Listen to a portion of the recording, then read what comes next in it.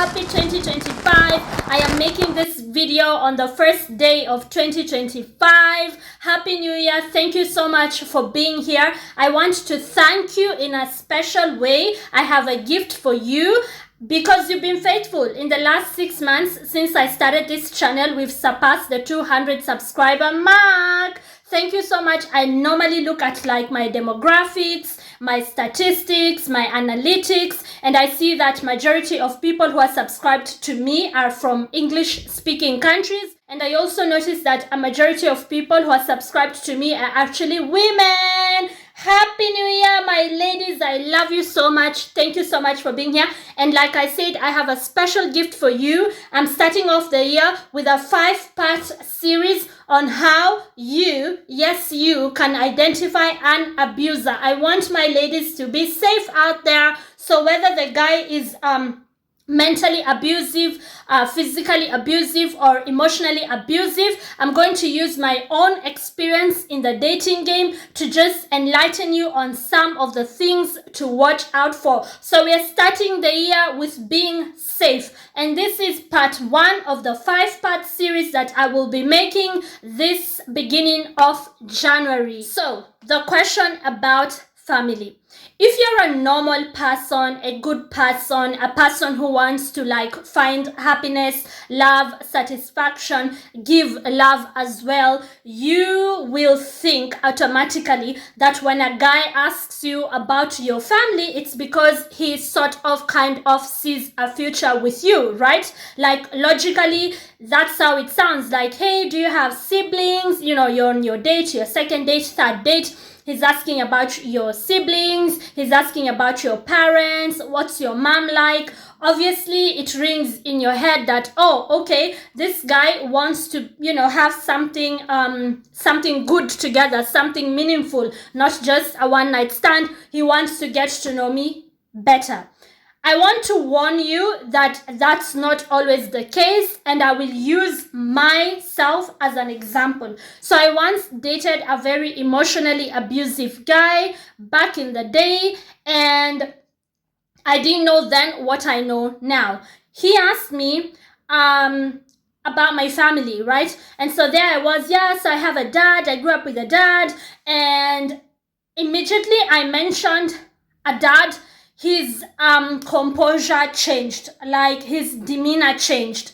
So he was like, oh, are you close to him? And I was like, well, not really, but if I needed him for something, because I had already moved out from home. And you know, the first time you move out from home, you try to like really create a distance between you and your parents, because you have that I'm independent feeling. So you don't want to tell anyone that you're very close to people at home. You want to show people that you're independent, you're in your 20s, hop, skip, and jump. I can do it on my own. So I wanted him to get that impression of like, I'm on my own, but if I need my dad, I can always call him. So like I could see him just like change, his demeanor changed. And for me, I didn't know then what I know now. So men who ask you such a question and then shortly after they start distancing themselves from you, and eventually they ghost you, or like they're very mean and you're not sure why, because in your mind you were thinking he asked me about my family.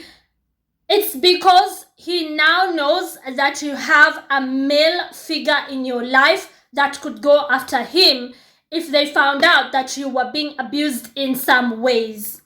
So me mentioning my dad was a trigger for him, and that's why his follow-up question was whether or not my dad and I are close.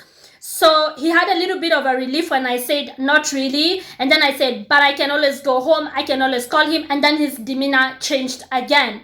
So they like a woman who is like isolated from her family, and probably a woman who has a bad relationship with her family. So like if you come from a broken home, men who are abusive will love you because they are your only place to go. Like when you're you know, when things are happening around you, you're stressed at work or you're stressed with your friends, the only person you can talk to is him. They love that because then they can properly isolate you and abuse you. So don't always assume, like I did in my 20s and then I ended up getting hurt, that when someone asks you about your families because they want to get to know you, they want to meet them. Don't be naive.